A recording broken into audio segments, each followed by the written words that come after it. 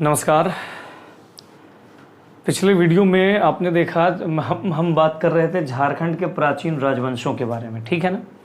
झारखंड के प्राचीन राजवंशों के विषय में, जिसमें हमने पिछले वीडियो में राज्य निर्माण की प्रक्रिया देख लिया और ये देख लिया कि सबसे पहले झारखंड की भूमि पर राज्य निर्माण का जो श्रेय है वो मुंडाओं को जाता है और मुंडा राजवंश की स्थापना हुई, वो पूरा डिटेल हमने देखा। अब यहाँ पर आइए एक दूसरा, वही छोटा नागपुर खास का इलाका, अंतिम मुंडा, आपको मैंने बताया था अंतिम मुंडा राजा हुए थे मदरा मुंडा। उनका कोई अपनी प्राकृतिक संतान नहीं होने की वजह से एक योग्य इंसान के रूप में एक व्यक्ति उस वक्त निकल करके उभर करके सामने आए, जिसको कहते हैं फणी मुकुट राय। अलग अलग इनके जीवन को लेकर के किंवदंतियां हैं, कहानियां हैं, उन पर नहीं जाऊंगा क्योंकि क्वेश्चन का उन सब चीज़ों से कोई बहुत वास्ता नहीं है।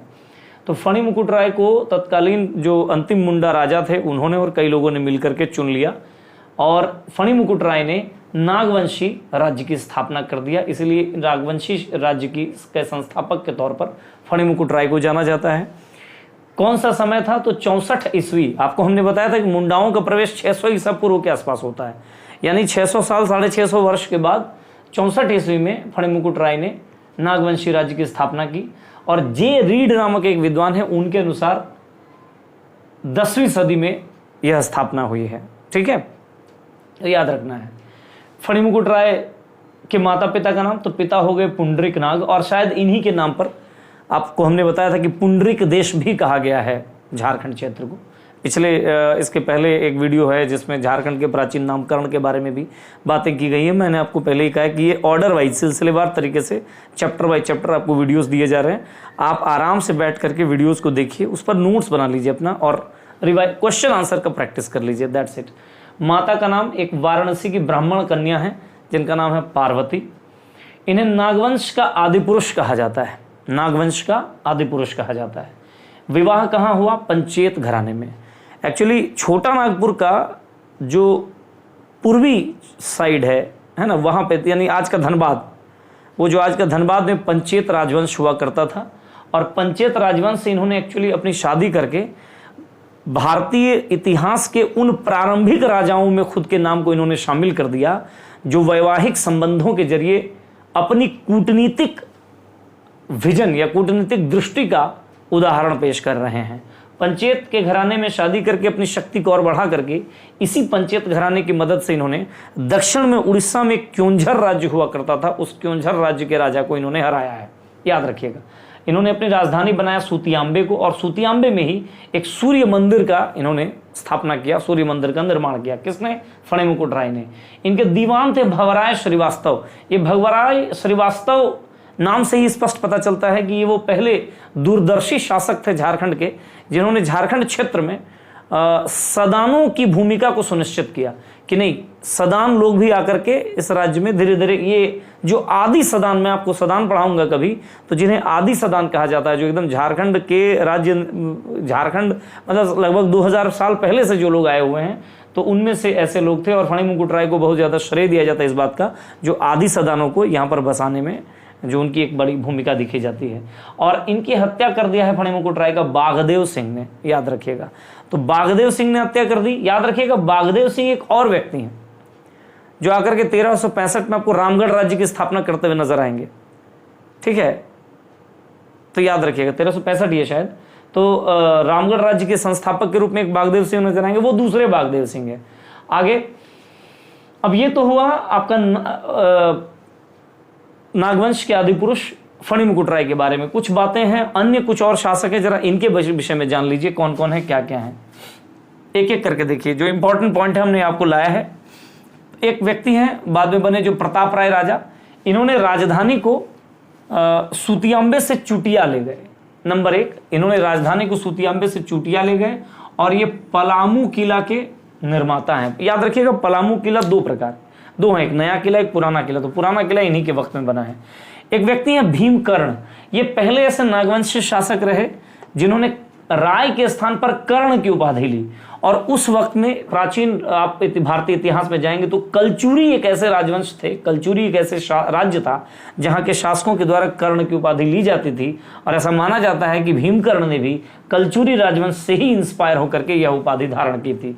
इनके 2-3 बातें इनसे संबंधित। नंबर 1, इन्होंने एक लड़ाई लड़ी है, बरवा की लड़ाई। और ये बरवा की लड़ाई किसके किसके बीच हुई है? तो भीमकर्ण और रक्सैल राजा, याद रखिए ये वही रक्सैल है जिनको अपदस्थ करके पलामू में चेरो राज्य की स्थापना हुई थी। तो जो छत्तीसगढ़ का जो सरगुजा वाला क्षेत्र है वो से लेकर के पलामू तक का क्षेत्र जो है, लातेहार तक का क्षेत्र जो है, वहां पर रक्सैलों का शासन हुआ करता था। तो रक्सैलों के साथ इनकी लड़ाई हुई है भीमकर्ण की, बरवा की लड़ाई में, और ये जीते भी हैं, है ना, ये जीत भी गए हैं। इन्होंने भीम सागर बनाया का निर्माण किया और इन्होंने भी राजधानी को चुटिया से खूखरा ले गए। और कहा जाता है कि मुस्लिम आक्रमण से प्रोटेक्ट होने के लिए, प्रोटेक्टेड रहने के लिए इन्होंने ऐसा काम किया था। इसी दौर में याद रखिएगा, ये जो भीमकर्ण है इनके दौर में एक बहुत ही जबरदस्त मुस्लिम आक्रांता थे जो बिहार, बंगाल, झारखंड इस क्षेत्र में अपना मतलब एक तरीके से जलजला जैसा था, वो है बख्तियार खिलजी।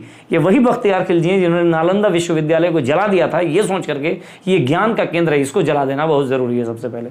तो ध्यान रखिएगा, राजधानी इन्होंने खूखरा ले गया और भीमकर्ण ने, और कहां से खूखरा? तो चुटिया से। और ये जो इसके पीछे का रीजन मुस्लिम आक्रमण कब है, संभवतः वो मुस्लिम आक्रांता कौन था इस वक्त? तो बख्तियार खिलजी। बख्तियार खिलजी कोई और नहीं है, मोहम्मद गौरी के कई सारे दास थे, जिसमें से कुतुबुद्दीन ऐबक था जो दिल्ली के आसपास के इलाका देख रहा था, एक यलदौज था, एक कुबाचा था, एक बख्तियार खिलजी था जिसको बंगाल, बिहार आदि क्षेत्र को देखना था। तो वही बख्तियार खिलजी से बचने के लिए संभवतः इन्होंने अपनी राजधानी को चुटिया से खूखरा ले गए। ऐसे ही एक शासक हैं शिवदास कर्ण, 1401 ईस्वी में, याद रखिएगा 1401 में गुमला के घाघरा में एक मंदिर है हापा मुनि मंदिर, वहां पे विष्णु प्रतिमा की स्थापना कराई थी इन्होंने। ठीक है, विष्णु प्रतिमा की स्थापना कराई थी। प्रतापकर्ण, इनके बारे में एक फैक्ट याद रखिएगा कि घटवार राजाओं के जो विद्रोह हैं वो प्रतापकर्ण के वक्त में हुआ है। दुर्जन, अब देखिए कुछ और, दुर्जन शाह, कुछ और फैक्ट याद नहीं रखना है, बस इतनी बात। ये हीरों के बहुत बड़े पारखी थे, इनके बारे में याद रखना है। इन्होंने राजधानी को खुखरा से दोईसा ले गए। ठीक है, उसी तरीके से यदुनाथ शाह, इन्होंने दोईसा से राजधानी को पालकोट ले गया। उसी प्रकार जगन्नाथ शाह, इन्होंने राजधानी को पालकोट भौंरो ले गया। और इसी प्रकार उदयनाथ शाह, इन्होंने राजधानी को रातूगढ़ ले गया। इस प्रकार यहां से एक और प्रश्न बन सकता है कि नागवंश की पहली राजधानी कौन रही? सुतियांबे, फणिमुकुट राय के द्वारा बनाया गया। और नागवंश की अंतिम राजधानी हो गई रातूगढ़, जो उदयनाथ शाह के द्वारा बनाया गया था। एक और महत्वपूर्ण राजा नागवंशी राज्य में महत्वपूर्ण है जिनका नाम है एनीनाथ शाहदेव। एनीनाथ शाहदेव के बारे में याद रखिएगा, इन्होंने जगन्नाथ मंदिर और हटिया बाजार 1491 ईस्वी में इन्होंने जगन्नाथ मंदिर की स्थापना की और हटिया बाजार की स्थापना का श्रेय भी इन्हें ही दिया जाता है। यह है मोटा मोटी नागवंश। इसके अलावा याद रखना ही और है कि ऐसा कहा जाता है संभवतः यह स्वतंत्र भारत नहीं, मतलब ओवरऑल इंटायर इंडियन हिस्ट्री में, पूरे भारत के इतिहास में अगर देखा जाए तो सबसे लंबे समय तक चलने वाला राजवंश है। इनके बारे में यही कहा जाता है। कर नहीं देने के लिए प्रसिद्ध हैं। कई बार मुगलों ने, ब्रिटिशर्स ने कई बार प्रयास किए कि इसे करदाता प्रदेश के रूप में लाया जाए, लेकिन नागवंशी राजाओं ने, ठीक है कभी कभार तो हुआ, उन्होंने स्वीकार किया कर देना, लेकिन ये अंततः ये अपनी स्वतंत्रता प्रिय शासक के रूप में जाने जाते हैं। तो ये कहानी है वो नागवंश जो मुंडा राजवंश के अवशेषों पर स्थापित हुआ था। ठीक है, तो याद रखना है आपको, इसके पहले वाले वीडियो में हमने मुंडा राजवंश देखा था, इसमें नागवंश देखा। अब कुछ और छोटे छोटे राजवंश हैं, उनके बारे में अगली वीडियो में हम लोग देखेंगे। बहुत बहुत धन्यवाद, नमस्कार। अच्छा लगे शेयर जरूर करिएगा और मेहनत करते रहिए। याद रखिएगा, किस्मत दो ही लोगों का साथ देती है। नंबर 1, जो पहल करना जानते हैं, जो इनिशिएट करना जानते हैं, जो कुछ नए प्रयोग करना जानते हैं। और नंबर 2, जो हमेशा चलते रहते हैं। जो रुक गए उनका किस्मत भी साथ नहीं देता। तो चलते रहना है, ठीक है ना। तो मेहनत कीजिए, पढ़ते लिखते रहिए, प्लानिंग करिए और मेहनत करते रहिए। एक दिन आएगा जब आपका टाइम चेंज होगा। धन्यवाद, नमस्कार।